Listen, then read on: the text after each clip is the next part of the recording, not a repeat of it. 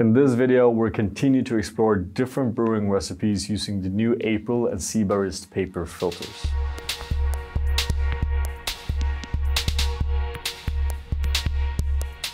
Welcome, my name is Patrick Rolf and this is Coffee with April. For this episode, we're going to just give you a really quick rundown of some new recipes that we created for the paper filter collaboration that we just launched together with Sibarist. So for those of you that don't know, you should check out last week's video where we a bit more in detail share the ideas and the thoughts behind why we made this new additional kind of paper filter. In the essence, the idea is to create a more versatile approach with the April Brewer to give the user a little bit more range in terms of the different cup profiles that you actually can produce. Now, what you need to keep in mind is that the paper filter you're using is going to have a big impact on how you should brew with it. Basically, the water will go through the coffee in very different ways. And a few important details with this is that 1, flatbed filter. 2, no waves. So we're going to look at a less bypass brew in general. 3, the material and the thickness of this paper filter has the water go through really quickly. And with that also brings more of the solubles into that final cup. So there's a few things we have to keep in mind here in order to kind of improve flavor quality and make sure we get a versatile cup of coffee. So what I want to do here is I want to show you 2 of our kind of standard recipes with the April Brewer. So we're going to do one brew that is 20 to 300, another brew that is 13 to 200. So both of them is going to be a 1 to 15 ratio. We use a little bit more coffee with these paper filters in general, because of that extraction is happening so fast and we want to make sure to actually extract more out of that coffee. Now, again, fast flow rates, meaning the water goes through the coffee really quickly. Now, this is a challenge in terms of extracting properly, and traditionally what one would do is just go a lot finer with the grind size, because that is going to give you a bit more strength in the cup.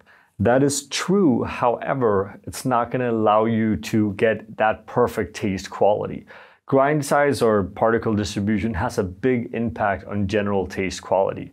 We can't just look at grind size as a way to design or basically consider strength. We need to also look at what are the taste differences that comes with that.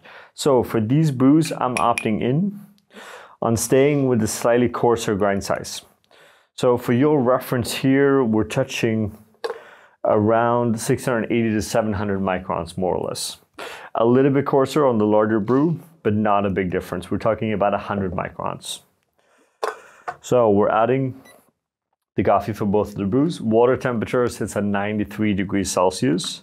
And what we're going to focus on here is just basically distributing the pores in a way that we can get that strength up, get a high enough TDS to get all those taste notes out, but still keep it really clean and juicy. So first pour, 2300. We're going to start with the simple 50 gram circle pour.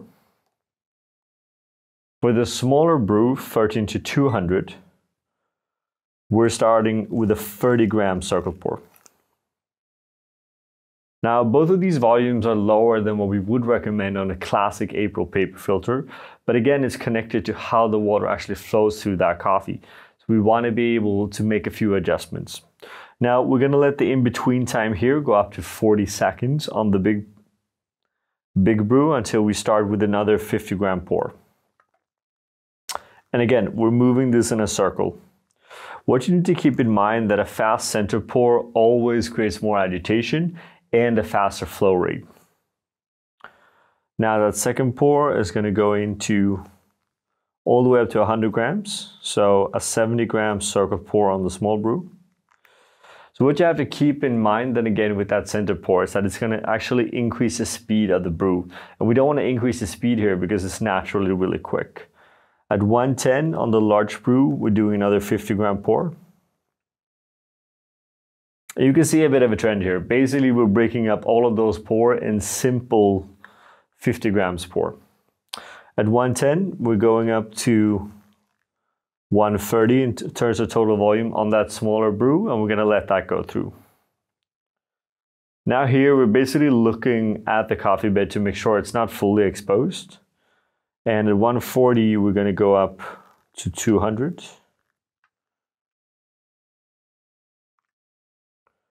And at 140, we're going to make that final pour on that smaller 13 to 200 brew. Now, if I were to do a traditional April brew here, what would happen is that the total brew time will already be reached pretty much. So with a simple kind of 300 grams pour or 200 grams pour on the smaller, we would already be done brewing.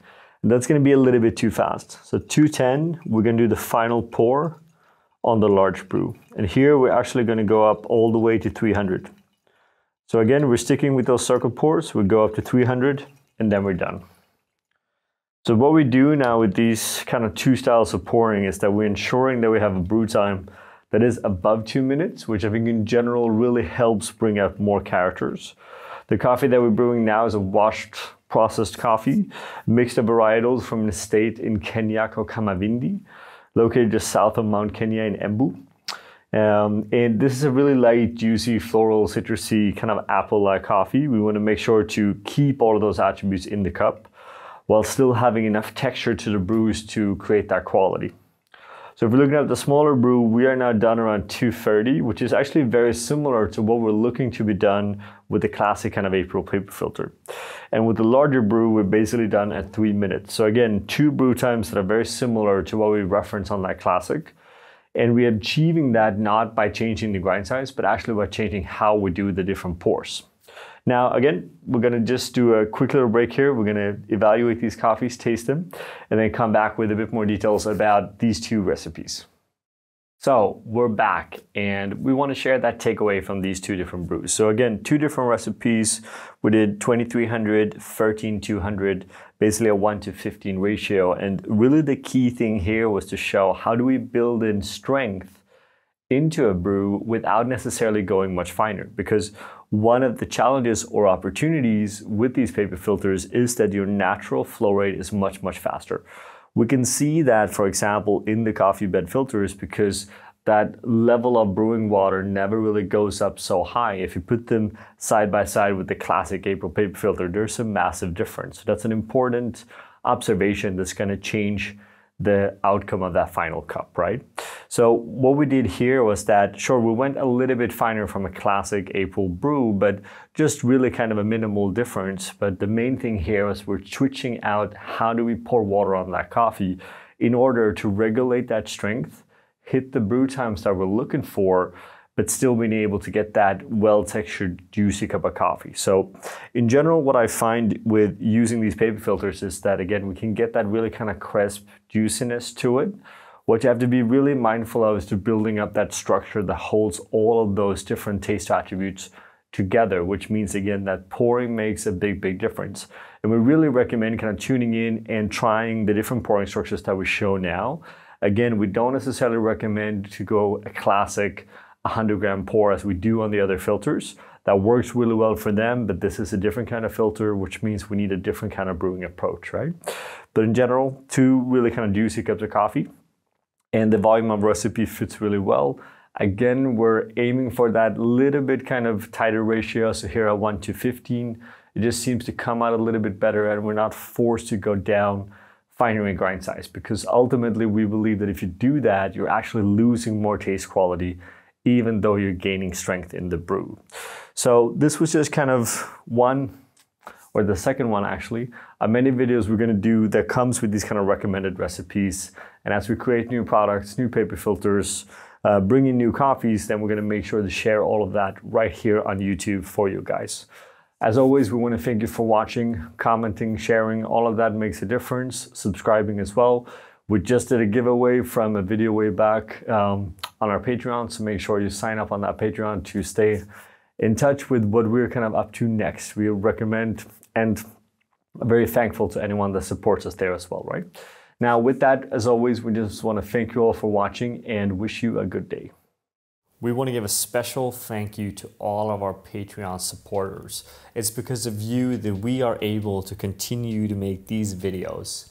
And we want you all to feel free to always come with suggestions and ideas on the content that you want to see, because we are doing this for you and because of you. Thank you from all of us here at April.